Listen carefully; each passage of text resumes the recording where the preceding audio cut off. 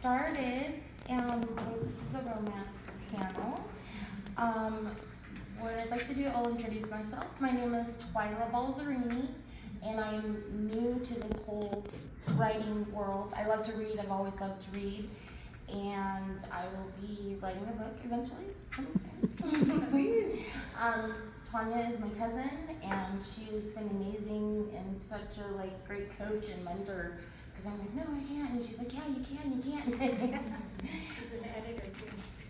So we will get started. I'll just let you guys know. We'll have 5 minutes for everyone. I'm gonna time it on my phone because we forgot batteries for the timer. And I'll let you know about 30 seconds. Okay. So I guess we're gonna mix it up. We're gonna start with Shay. She is third one in. There she is. She's at table 69. She does the dark romantic, suspense, and contemporary. We have Tanya Severine. She does the fantasy romance. And some young adult also she'll be coming out with. And we have L.E. Evans, paranormal romance. It's more paranormal books with romance. Okay. Yeah. My bad. Paranormal romances, you get freaky with ghosts. Oh. It's a little different. I learned something new. Now I will not forget that.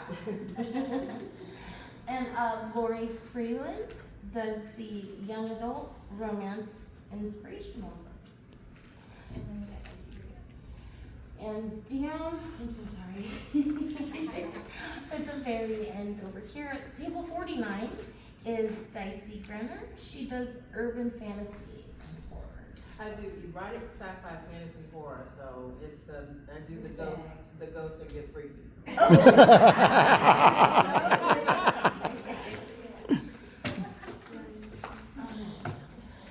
We don't need to do them all in the same way I announced them, right? No. Oh. So we're gonna start with Tanya. And each one of you writes romance through a different lens. What drew you to your sub-genre, and how does it shape your storytelling? I think because my favorite books were young adult romances and spicy adult romances. I like fantasy. When I'm reading, I like to escape into pages. So I think I started off, I'm a dyslexic author. So when I was growing up, I had a real hard time reading. But when my daughters were teenagers, they loved reading. They're avid readers. And so they would hand me the teen young adult books, and I would read them with them. And then my girlfriend was like, honey, if you like that, you're going to love this. And so it handed me the spicier books. So that's what inspired me to write what I write. Very nice. And same question for you? I like writing YA. Sorry, Lori. That's okay. I like writing YA because I love the teenage years, and I feel like those are just so transformative, and everybody feels like emotions so deeply and everything. And it's just a time in your life you can never get back after that. And the decisions you make can affect your whole life. And it's a time to kind of explore things, and you just feel things so much stronger than I feel like when you're adults. So yeah, that's what I like. I like dark romance because you get every single feel that you can. You're going to start off angry because of the bad guy, but you're going to end up loving him at the end. And during that whole thing, you get action, heart pounding, obviously the spicy stuff, everything like that. But I just like that I can be frustrated and angry and what's going on with it, and then I read this, I'm going to get even more angry. But it's a releasing because you're following all of these different emotions through the entire book. One minute you want to throw the book, the next minute you're like, so I like that, and I want to invoke that in other people. For me, I'm such a wide variety reader that when I started writing this book, it really was, or this genre, it really was, I was working through a lot of religious trauma in therapy and kind of deconstructing what I believe. because I was raised very much fundamentalist Christian and was trying to really go through my own identity and wanted to explore that in a way that was a little safer for me emotionally. And so as I was digging into like, let me read all these things about the things that I believe that like I was taught, that really is like second or third hand accounts of like things you're taught by your parents about angels, things you're taught about demons, and, you know. And so really digging into like what the heart of the truth of the matter in that is, and dealing with that while you're in a relationship with somebody who is maybe still more deeply into that religion, really it was a different dynamic because the relationships that you have with people change a lot when you go through that deconstruction. And so having a husband that's very supportive of me no matter what, and how that translates like into sex life, and how that translates into, hey, I want to explore some things here, see what I'm feeling about that, because maybe what I believed before wasn't the same, really affected their romance in the book, because they really have like that dynamic of, I want to give you what you need in a safe way. So, I kind of go back and forth between reading horror, and reading romance, and so a combination of the two seems to be really good in dark romance. So I look for triggers, and whatever is the darkest and most intense triggers, those are the books for me. That's what I look for. I gravitate towards that. And why is probably a combination of just about everything they said, the intense emotions, the religious trauma, like all of these things. It's interesting that I'm last because it's like a combination down here. But the transmutation process for me is what happens with the writing. So I am taking my pain, my thoughts, my grief, my high feelings of joy, sadness, whatever, and it is funneling through me and channeled, and it comes out into the characters and the story and the plots. And I could just leave it there and write and then toss it in a drawer, but I share it with people because I feel like it's something that other people can relate to, that they can benefit from. It might be something that they can escape into for a while, something that I've heard that, you know, was exactly what they needed at that time to get their mind off of the troubles that they were having, or they can relate in a way like, I like how this character got through that, and that's how I'm gonna do it. Or they're inspired because I'm a writer, they wanna be a writer, and they find that inspiring. So I share it because I feel like it is coming to me to share with other people, as art is kind of symbiotic. It's so amazing how all of you guys kind of like intertwine in between. Love it. I'm sorry, I'm just new here. So the next question I would like to ask is, can you share a scene or book that felt emotionally risky or personally challenging to write, and why that mattered? Emotionally risky. I think anything you write nowadays is emotionally risky.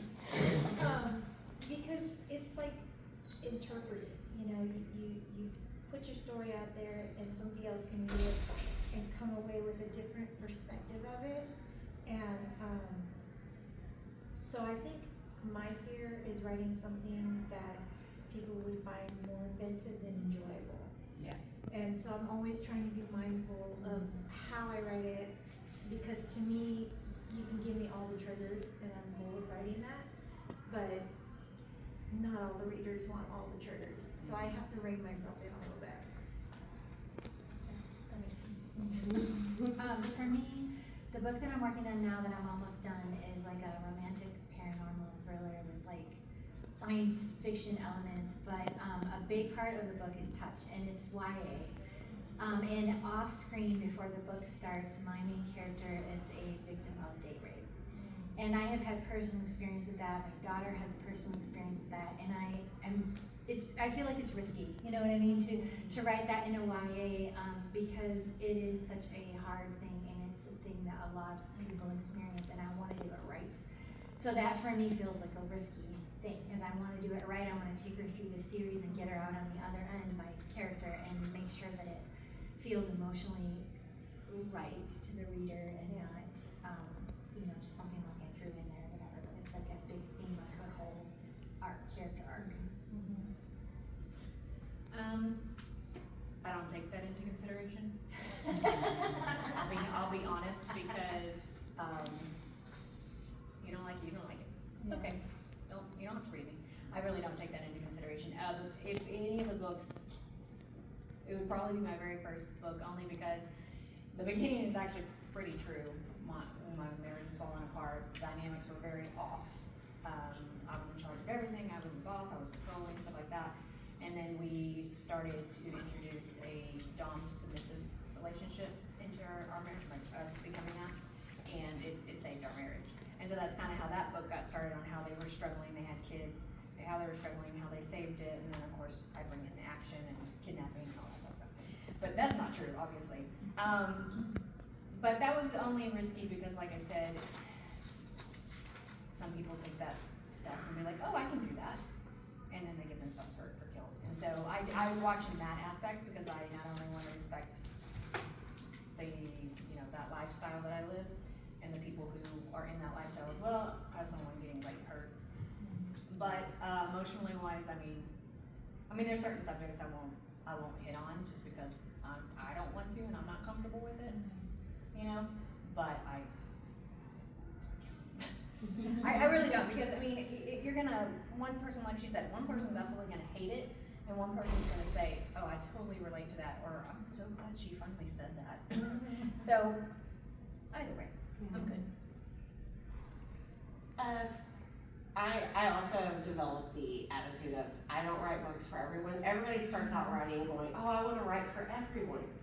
Like, and so somebody will say, what's your target audience? And a brand new writer will be like, everybody. I want everybody to read my work.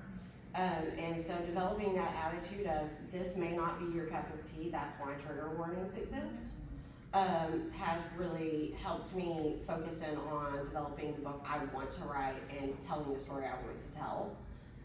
But living in the community that I live in a very small town in North Texas. And my husband works part-time for our church. And I went through deconstruction at the beginning of COVID. And so, dealing with that from being like a former children's pastor to maybe I'm a witchy Christian, and the things that I have kept hidden in my life because they didn't fit the narrative of what would be safe for my family. Really, all of that kind of came through in the work whenever I was writing books. And so every time I released a book, I fully expected that somebody was going to demand that me and my husband be kicked completely out of our church. Right. Because it does have spice in it, it does have romance, but also the themes that they deal with in there.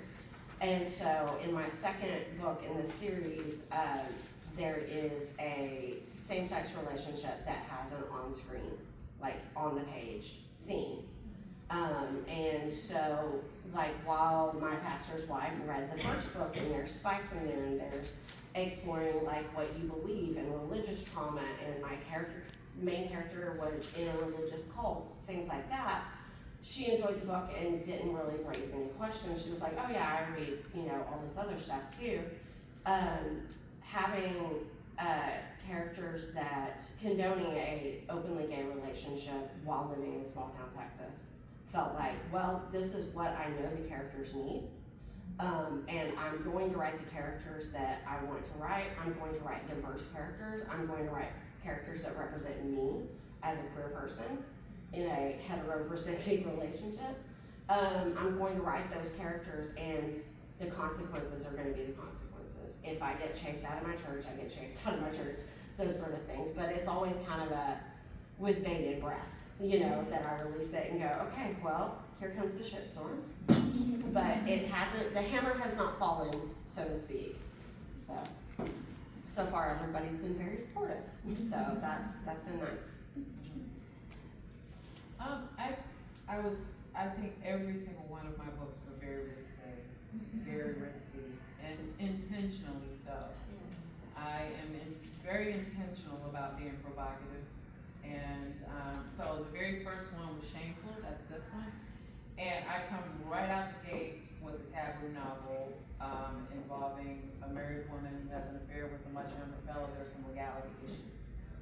I come right out the gate with it, and I use a lot of my legal background in there to discuss some of the scenarios and the issues.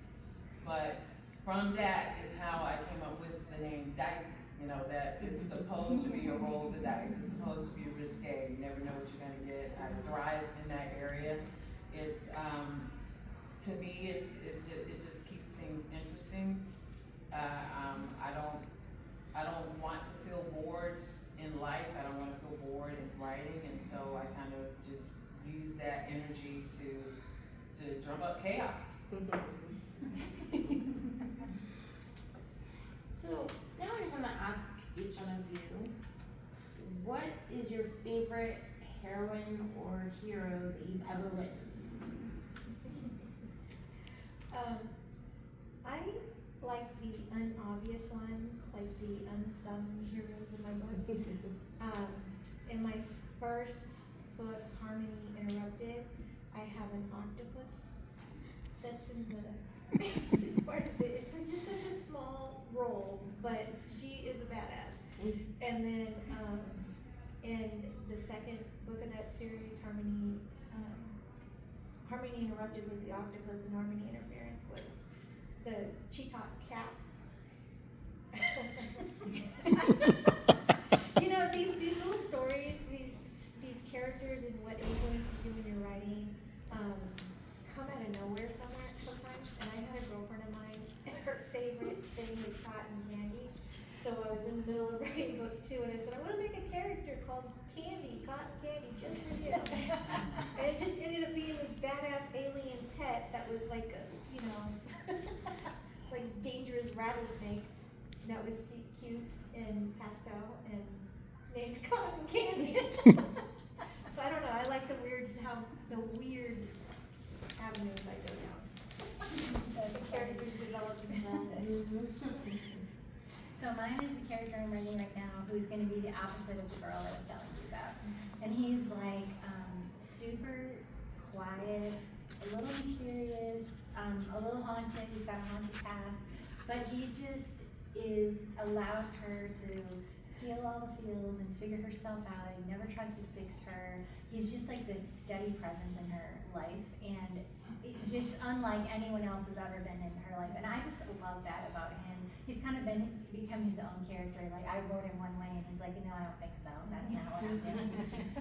But he's German because it's about abilities that came out of Germany and everything. And so that's been really fun also, is like exploring that. I have a German translator that's helping me bringing some interesting things in about him. But I like him. I also like Gabe in this book because he's like a movie star and all that, and I think that's fun. But Rain is my favorite character in the book that I'm writing. A fan favorite and my favorite is Lizzie Marin from For His Own Protection, female security agent. Her brother runs a security agency. She was actually a Dallas police officer. She tased a guy in the balls for beating his wife, and she got suspended. So she basically said, fuck you, and went to work for her brother. Of course, now she's got this running joke about her, well, just don't tase him in the balls, you know, stuff like that.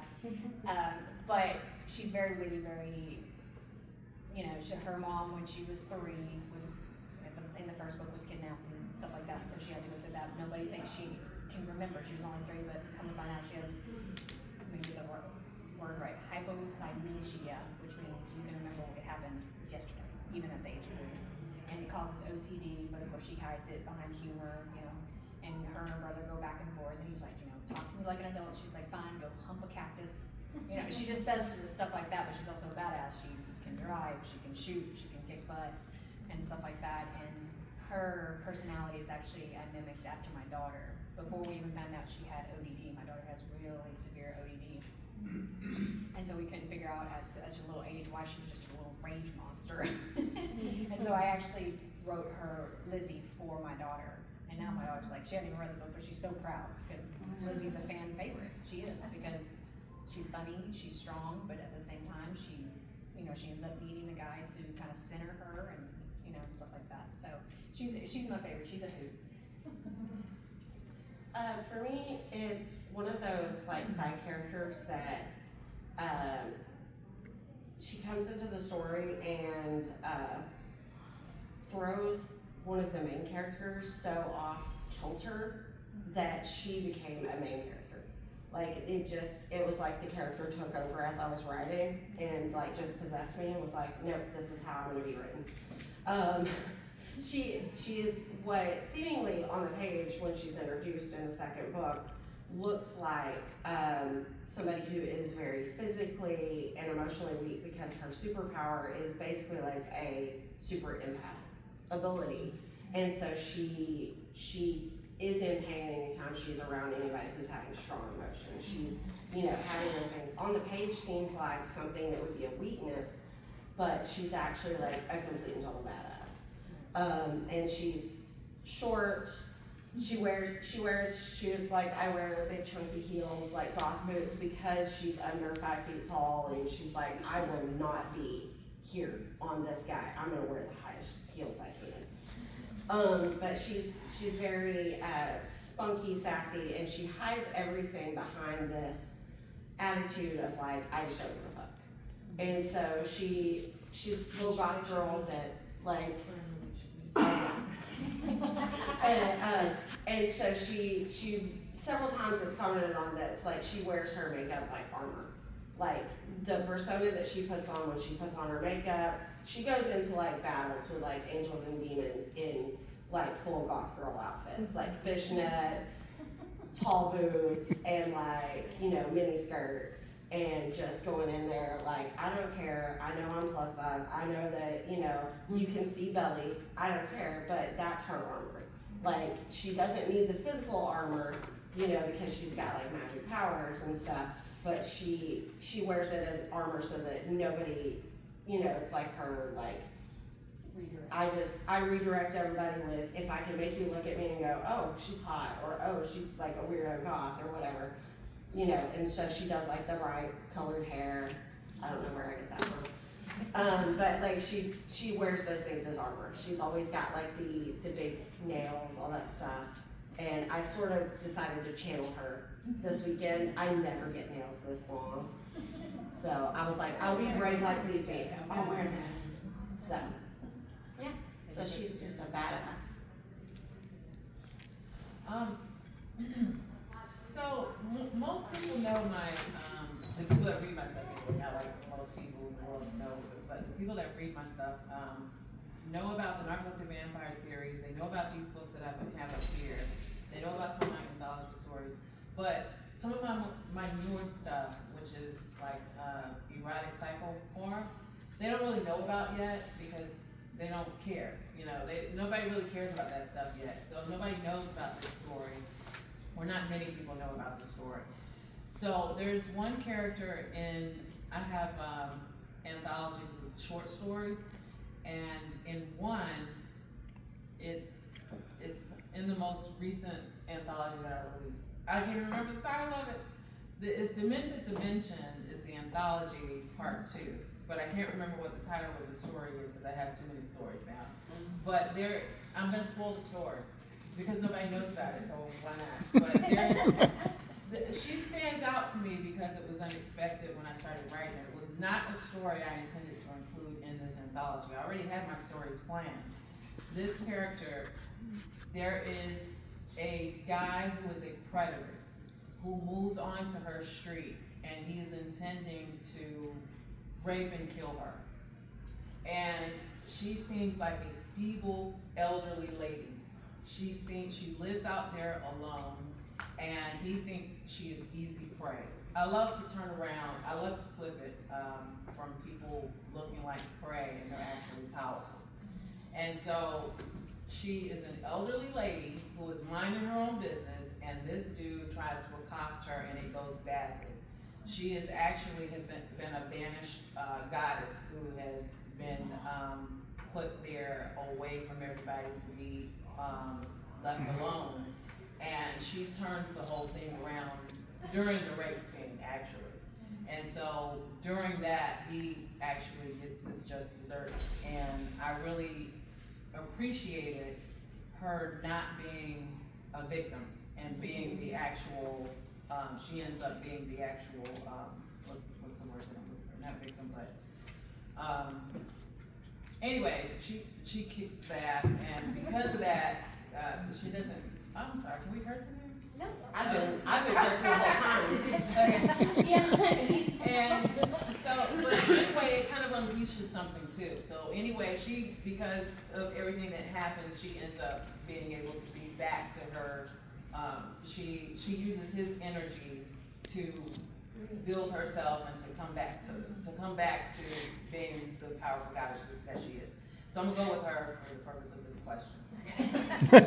She sounds awesome. I need to read that story. So I'm gonna ask you all, what's next for new releases, events, series? Do you want us to do the elevator pitch of the book we're featuring? That would be, yes. Thank you. So I write fantasy romance, paranormal romance, but not with ghosts. Whatever they call that. So my first series is out, and this is a spin-off of my romantasy series, Harmony. And so this is called Avenging Angels series. This is Avenging Angel Azrael, so this is the novella of it. It's more dark, horror a little bit.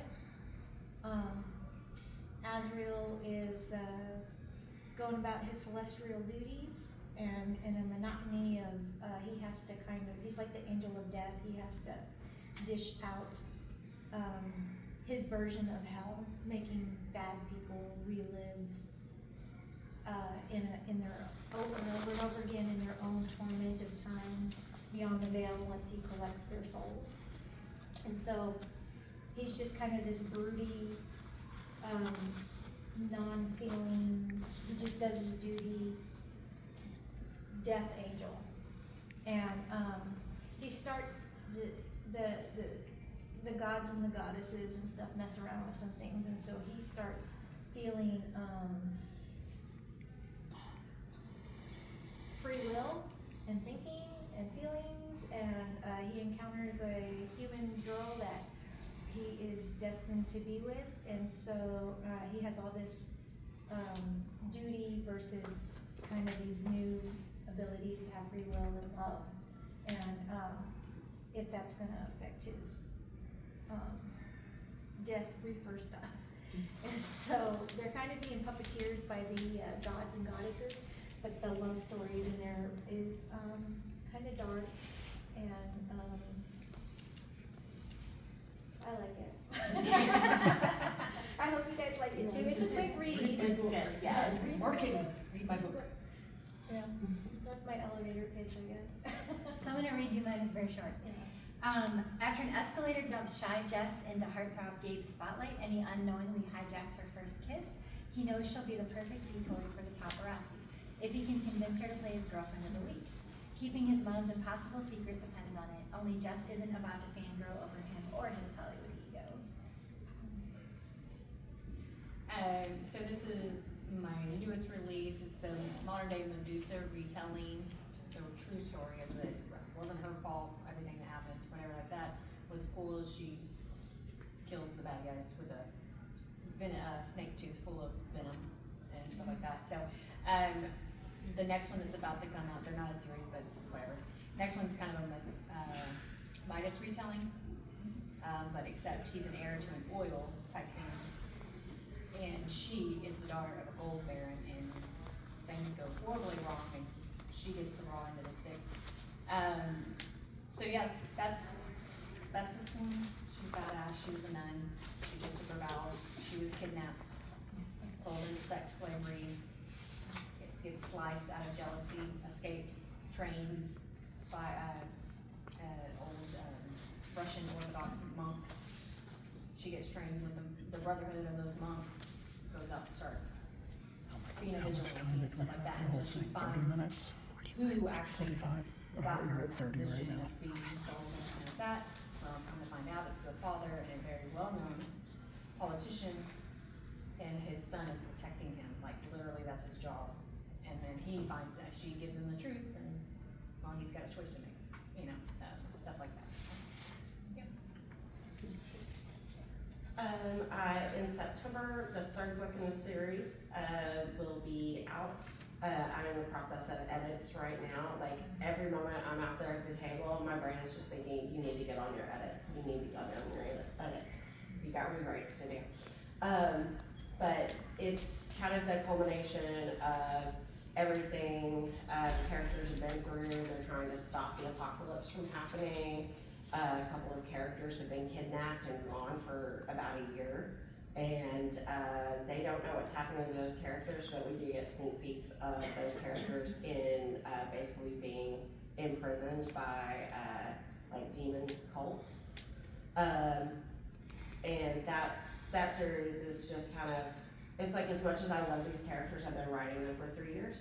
I'm ready to wrap them up. And my next series that I've already started working on, whenever I'm taking a break, so that big part of writing is taking a break from that manuscript, let it breathe, come back with new eyes for me. And so the thing that I've been working on and I'm very excited to write is a high fantasy why choose novel, and it is about the Crimson Queen, who is called that because of the way she took the throne in a very, very bloody way. Also, she has red hair. I write redheaded protagonists because I'm a natural redhead. But yeah, that series is going to be a lot of fun. My friends that help me with editing and beta reading have gotten some chapters sent to them that I've worked on, and they're all very disappointed that the three-way sex scene that I sent them to review, because that one's going to be way more involved than these books are. It's in the third book, so they're very disappointed because they're not going to get that for a while. So, but it was something I just had to write in when I had the idea for it. So that's what's up for me. You know how I said at the beginning, how I go back and forth horror and romance, you know, in my brain. So, I was planning to put out the third book in my anthology series. This was be part 3, Demented Dimensions. I already have the stories, so I'm going through the edits on that. But romance has been calling me really, really heavily. And the problem is, that's why I have series that have not been finished. So this is 1 and 2. There are 2 more books that are written in my head that aren't in print yet, or not been done from these guys in this rock band, because I started doing other things. The muse started going haywire. So now the muse is actually bringing me back to this series. I want to do the next one in my rock and roll series with my rock stars.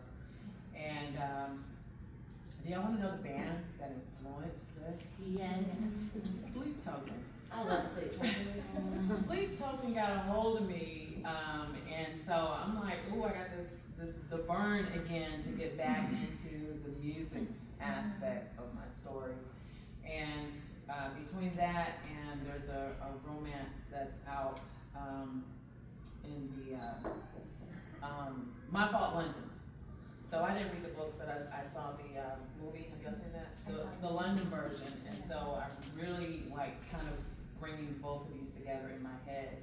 And so I think I'm going to get back into my Kinky Karma series. Now, which one is going to come out first? Like, which one do I actually get published first? We'll see. So just one more thing I'd like to ask all of you is, what would be one word that your fans would describe your books as? Spicy romantasy. 2 words, I guess. Mine is swoomy. Not spicy, but swoomy. Unique. I would say funny. I was going to say spicy too. Spicy. Okay. So actually we're gonna open it up now for any of our audience that has any questions for any of our panelists.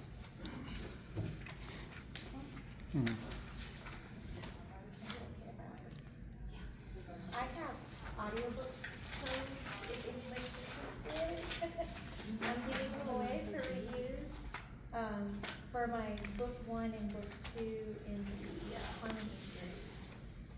So feel free to come and get those. And, I'm at table 11. We have a 69, sheet, yeah. we have a sheet up here, if you Oh, guys, yeah, that, yeah. you can come up here and just like get the QR codes, and then their table numbers around there too. I didn't have enough to pass around.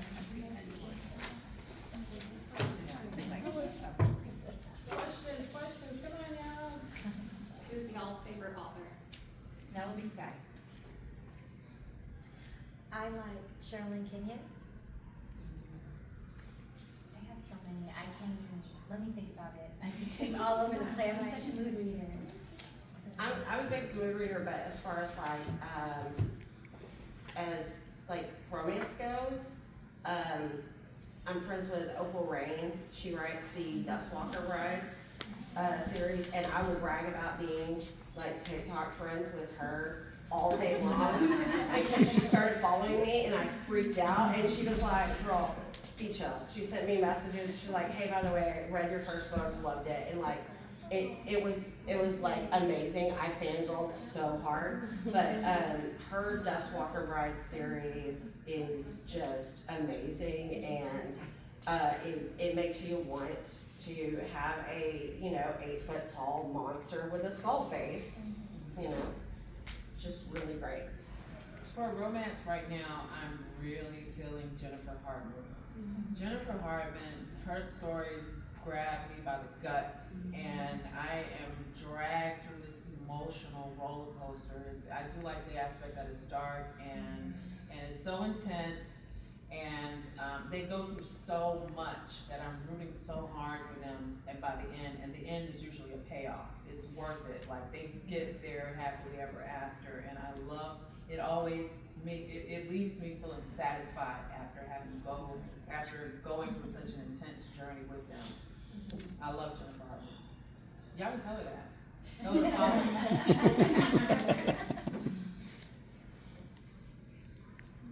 Okay, so I'm gonna say Sarah J. Maas because I'm a huge romantic kick right now, and I'm rereading Throne of Glass, and I've read all her series, so that's kind of where I'm at right now. But it goes, I like Jenny V. Jones, I like Katie McGarry, writes awesome YA. It just depends, but right now I'm total romantic kick. Did you decide to write for love or revenge? And what I mean is, was there a book that you loved so much you wanted to write something like that? Or a book that you hated so much that you go, I can do this better? Love. Bit of both. I'm petty. Love. I was obsessed with Sherilyn Kenyon and Christine Behan, and then I just wanted to kind of create a fantasy world that was spicy, and that's why I did Harmony Interrupted, and so my writing journey just took off from there. But I have read every author here. I have not had a chance to read Ellis, but she's the next on my list. And I'm fangirls of them. They are great writers, so if you get a chance to read it, there's stuff you'll love it.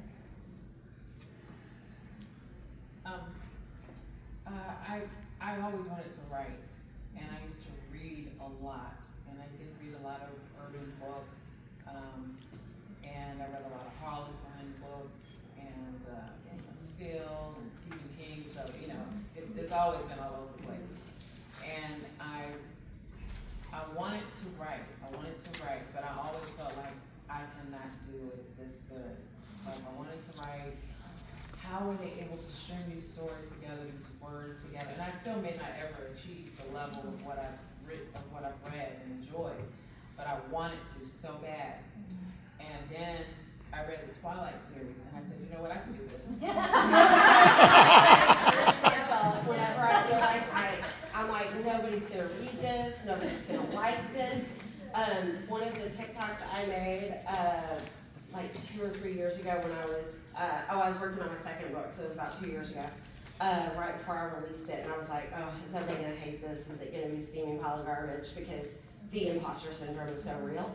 I put out a TikTok because I had the realization that no hate to Twilight, well, okay, lots of hate to Twilight, but like, I used to love the Twilight books when I was younger, and, that says a lot about me when I was younger, but if Stephanie Meyer can make a book, and this is encouragement for any writer in the room, if she can make a book that the entire series hinges on vampire baseball during thunderstorms, you can write a book with a decent plot.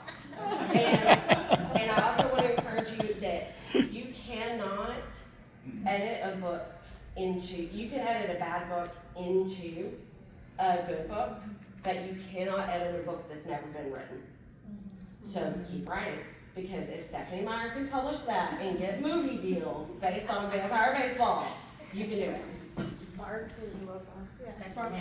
James calls me from Smart. Huh? Because my kids love the Twilight book. I read it with them. No, I think But, I enjoyed them, and I still have them all. Yeah. I would the first is not intended to hate on it. It was like, well, what am I so afraid of? If this person can write this and not care and get the book deal and get the movies, then surely I can put that effort into it as well. It's a book that you just love to hate, and it makes you go like, why do I love this? Yeah, absolutely. I think the vibes are better than the actual content, if that makes sense. Like, Yeah. Well, it was the same way with the 50s. That was a horrible book. But the vibes, forget about it. It evokes that feeling, romance does this, where it evokes that feeling of falling in love again. And that's what you read romance for, is that feeling of falling in love again. And so she does a good job of that, of making you feel like you're a teenager in love again. Is the writing great? Maybe not. right. But it's enjoyable to read sometimes whenever you just need something you can shut your brain off and read. Yeah. You know? And I also don't feel bad. I mean, just in general, if someone doesn't like something I write, it's like, okay, well, fair. I don't like everything I read either. But, it's like, that shouldn't stop you from doing it. So, it's a reminder to follow your dream, follow your passion, don't let anything stop you, because everybody does not have to love it. And you're always gonna have somebody that's gonna be jealous or hate it. Always. There's always gonna be somebody that, you could have done better. If I can write a book, you guys can. I thought, what's the hardest thing that I can do in life? Dyslexic author with ADD. Start writing books. But I love it. Alright, well, thank you all for coming. And give everybody a round of applause. Make sure you get their table numbers, you can go by their